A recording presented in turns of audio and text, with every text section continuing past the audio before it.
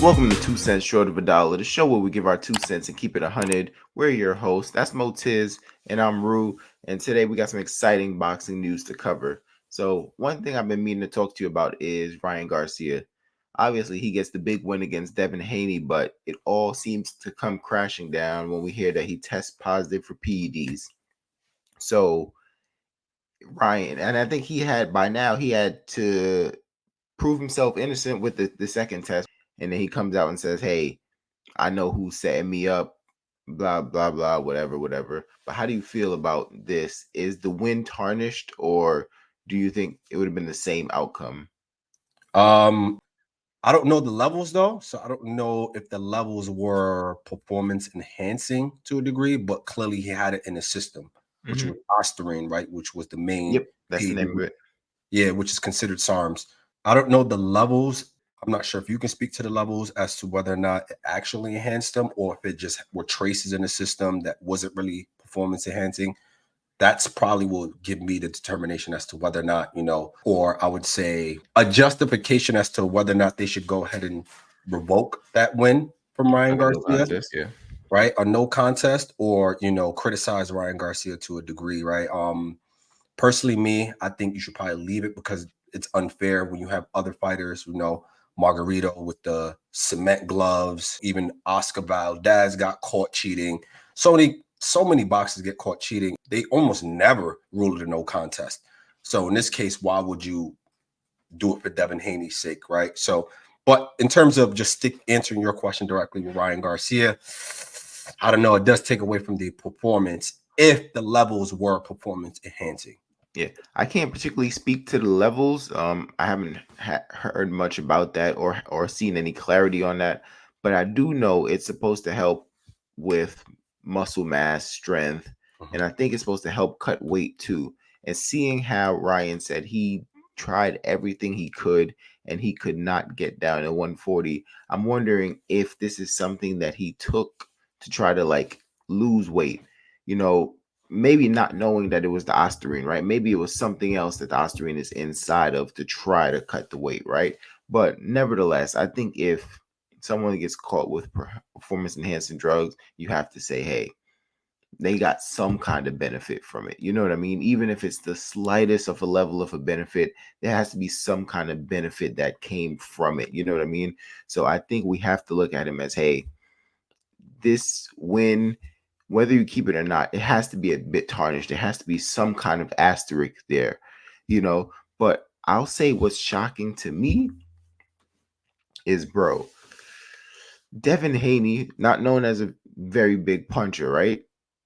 Like, what makes the cheating necessary for Devin? Shoot, you should have cheated against Tank too. You know what I'm saying? You know, someone who probably has like that knockout power. I feel like Devin seemed like more of a leveled playing field. So what makes the cheating necessary against Devin Haney unless you just maybe weren't caught against Tank or you know what I'm saying? Like, to give you an example, and then I'll let you jump in. Like deflate gate in football with the New England Patriots, where they said the Patriots were deflating the footballs. Like, they were caught against the Indianapolis Colts, a team who they've been crushing all year. But in that same playoff sequence, they ended up playing the Baltimore Ravens, who they historically struggle with, always played them tough. Tom Brady throws an interception, and so the other team had a chance to actually feel the football, and the football wasn't deflated in that game, but it was deflated against the Colts, who historically they were crushing. And I was just like, why would you cheat against the Colts and not the team that you've been struggling against? That's kind of how I feel about this. Like, why Haney but not Tank? But nevertheless, go ahead. Yeah, that's a good question. I mean, but that's the thing, right? Because it goes back to the levels, right? Because a sign of someone cheating, meaning intentionally taking performance enhancement drugs, is if their levels are high or to the point where it's like, okay, this guy intentionally took it. But if there's traces, then it might just be a situation where he potentially just took it by accident, right? It could have been a supplement he was taking. He says it's ashwagandha. I don't believe that to be the case, right? But it could have been another supplement he was taking to kind of probably help him lose weight as well, which was contaminated with ostarine, right? And that's why he popped for PEDs. That can be a possibility, right? Yeah. And credit to More Place More Dates, right? Because I've been following him since like the pandemic. So I learned a lot with like supplements and how it works with the system. Sometimes you could take a drug, but if you're not taking it to a high degree, you're not really going to see any outward performance, like dramatic like enhancements, right? Or enhancements enough where you can see it outwardly, right? So my thing is with Ryan Garcia, right? If the levels are high, then he clearly was cheating, right? And he clearly meant to take these drugs, right? Because it's hard to argue against it. And then it does beg the question, why didn't you use this against Tank Davis? Unless he was just stupid enough to get caught this time around. He didn't have a masking agent to kind of mask ostarine. But then ostarine is pretty, it's hard to mask, right? It's one of those PEDs or SARMs that is highly detectable according to experts. So it really just doesn't make sense. You know what I mean? It's I don't know. I really don't know. I don't buy the whole okay, the industry's after me, you know, Vada's after me, it's the elites, right? I don't believe in all that. You know, Mhm. it's just a matter of just whether or not he intentionally took it or he took it by accident. But it's hard to say. But like you said before, it still diminishes his win to a degree because he did pop for PEDs point blank period. So it does diminish his win to a degree.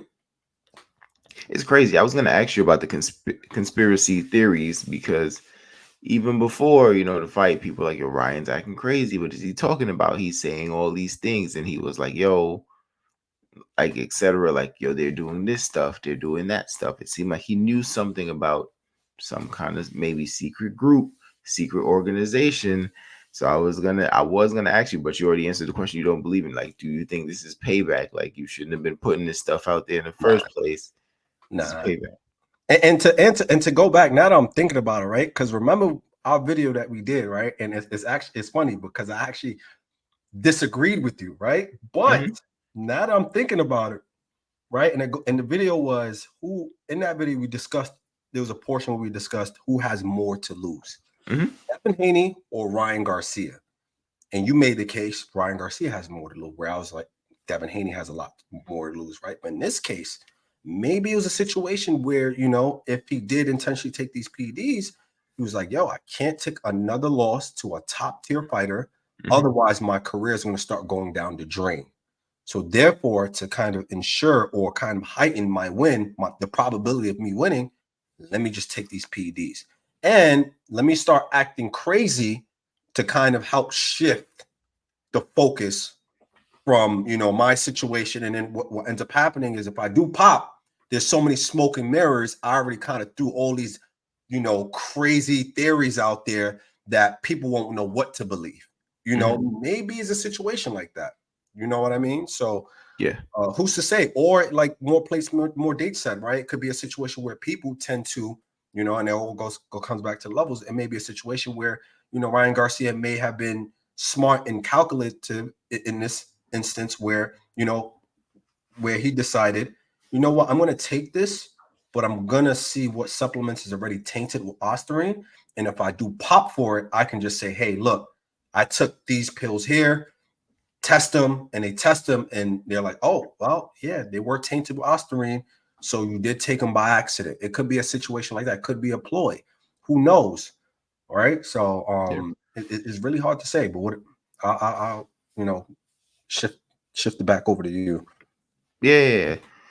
So, I mean, it's tricky, right? Anything's possible if Canelo's still getting away with the whole excuse, right?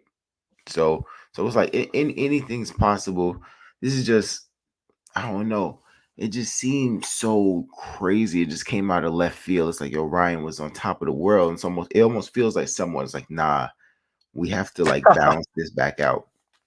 I'm not saying that's what happened, but that's how it feels to me. But one thing I want to ask is, how is it that people are testing prior to the fights, but this information is never, not never, sometimes it does come out pre-fight, but it seems like a lot of times it's coming out post-fight, right? And isn't that dangerous to a fighter that they're allowed to get in there with someone on performance enhancing drugs just to find out after this person was on it? Like, don't you think someone can get seriously hurt? So is there some kind of flaw in the testing system here?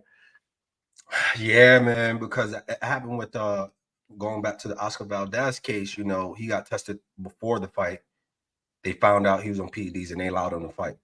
Now, I presume or I assume that the opposing camp is notified of this, and they're probably granted the opportunity, like, hey, do you want to continue to fight? Yes or no. The question is whether or not Bill Haney's camp, were they aware of this?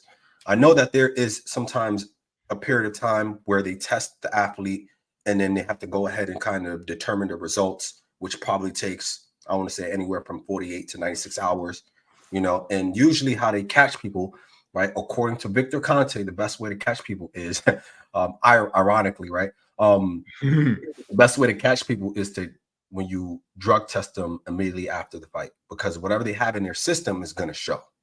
So, but answering your question directly, it shouldn't be if both parties are notified that one of the fighters have popped for PEDs, then both parties should be notified. I'm not sure what the process is, but there seems to be a loophole there. But then, of course, BOTA is voluntary as well. So it's like, So in, you know, when you say both parties should be notified, do you mean like let's say we test and I test positive pre-fight, like we should right? be both notified pre-fight and given the option to continue if Yeah, we that's wasn't? what I'm saying. So let's say if Ryan was caught before the fight, do you think Devin Haney would have continued, or do you think he would have pulled out of that fight? Ah, that's a good question. I don't know. I think knowing Devin Haney's, I don't know the guy, but outside looking, and he strikes me as a person that would probably still go on with the fight. Mm-hmm. But at the very least, he's made his bed. So the result is which he will lie in it, right? So what I'm saying is there's still a form of accountability. Like, hey, this guy has something in the system. We may not recommend you to, because it's still a voluntary program. Hey, these are the results. Do you want to continue to, go forth with the fight, or do you want to opt out? Your choice.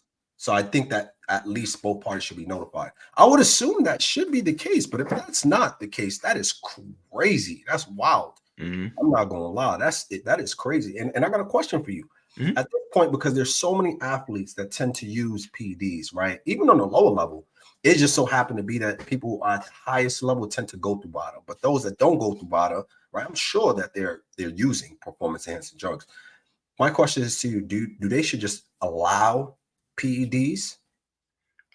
Nah, I don't think so, because I doubt all PEDs are the same, right? So let's say if maybe I'm a higher paid athlete than you per se, and I can afford a different level of PEDs than you can, then I feel like it still creates a unfair competitive advantage, right? Let's say, like I'm the A side, you're the B side. I've been pay-per-view. This is probably gonna be your first pay-per-view event, right? I Mhm. can probably afford the industry leader in PEDs, where you probably got to get some like off-brand stuff, right? And I think that would still give me a competitive edge over you, if that makes sense. Now I So, get what you mean. so Like in terms I of this, just don't know how you would regulate it. yeah, I get what you mean. Because at this point, it's kind of like whoever can get away with it will have a massive advantage, right? To a degree. So it's kind of like, do you open up the floodgates? And the funny part is, there's a video of Ryan Garcia. Hey, what if a boxing league? Imagine a boxing league where you could do steroids. That'd be I great. think they have it's called the enhanced game. No, it's called Pride FC in Japan. Is it? Yeah, Pride. That shit's nuts, huh? Pride in the contract said you were allowed to use steroids. Oh, shit, I don't know what that Hey, is. that's the only way it's even. Let everyone choose. And then now look, he gets caught. I actually didn't see that. I gotta go and check that. That's From crazy, yeah. Mr. I don't even know where to get steroids.